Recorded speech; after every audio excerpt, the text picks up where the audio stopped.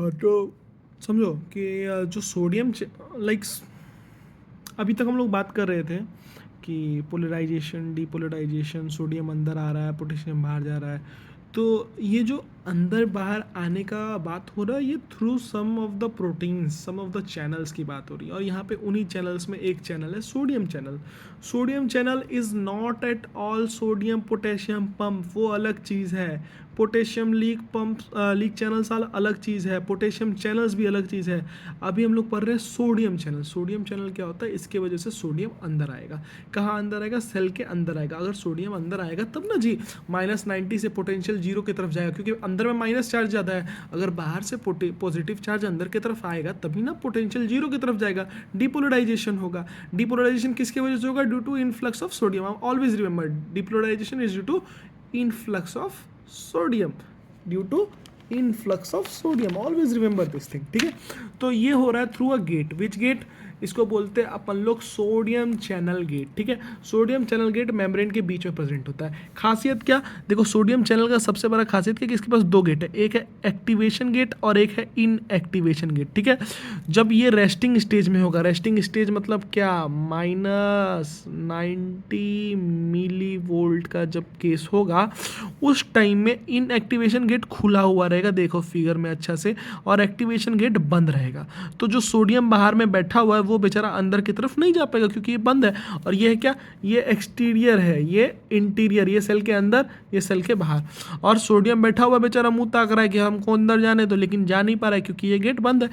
-90 milli volt का voltage पड़ा हुआ है, जो कि रेस्टिंग स्टेज है।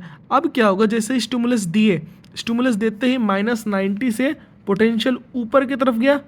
जैसे ही ये ऊपर की तरफ गया, like from -90 to +35 in case of long nerves, और 0 to in case of CNS और शॉर्ट नर्व्स।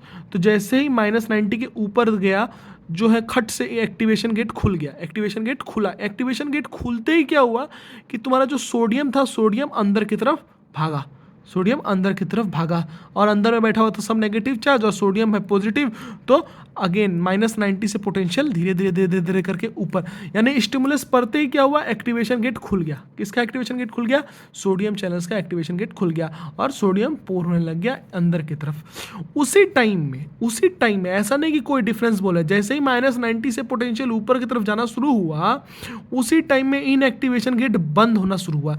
लेकिन ये जो बंद हो रहा है, ये जो गेट बंद हो रहा है, यानी कि ये ऐसे मुड़ के पूरा क्लोज हो गया, देखो यहाँ पे पूरा क्लोज हो गया। तो अब सोडियम, चूंकि सोडियम खुला हुआ है, ये गेट खुला हुआ है और ये भी गेट खुला हुआ है, तो सोडियम अंदर आ रहा है, इसलिए बोलते हैं इसको एक्टिवेटेड स्टेट।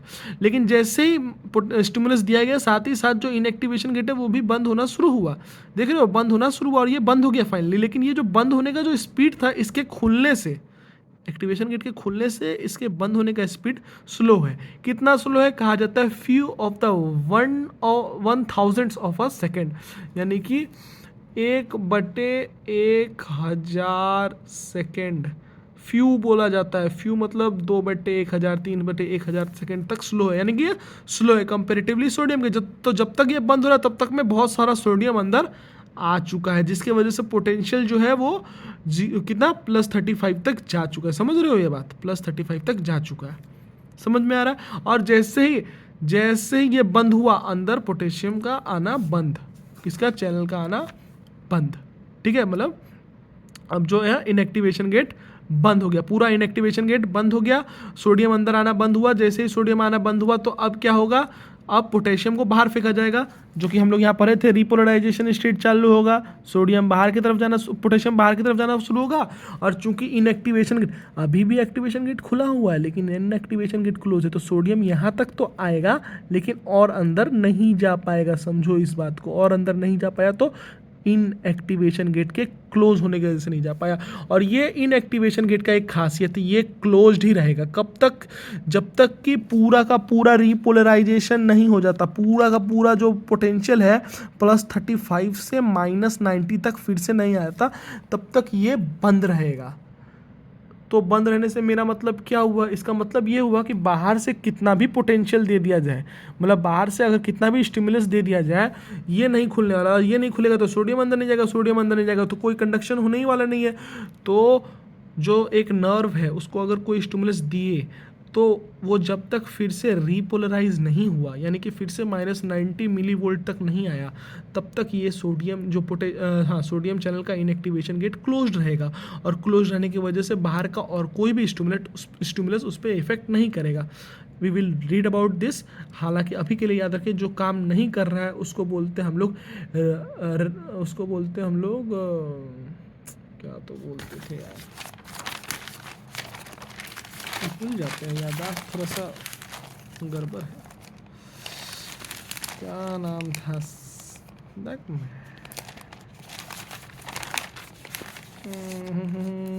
हाँ, रिफ्रैक्टरी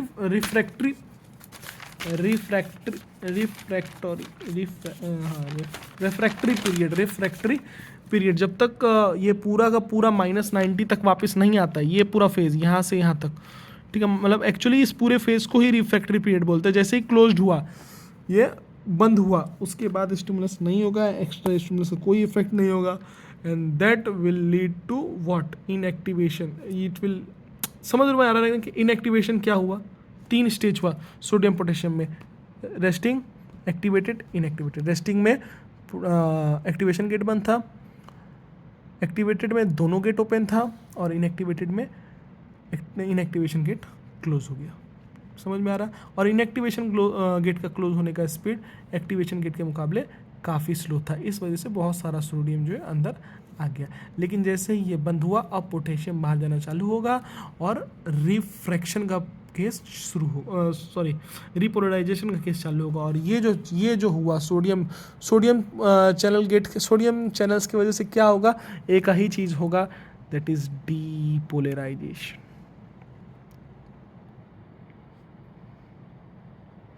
आई होप इतना समझ में आ रहा होगा। इसके अलावा आगे बात करते हैं पोटेशियम पंप्स की।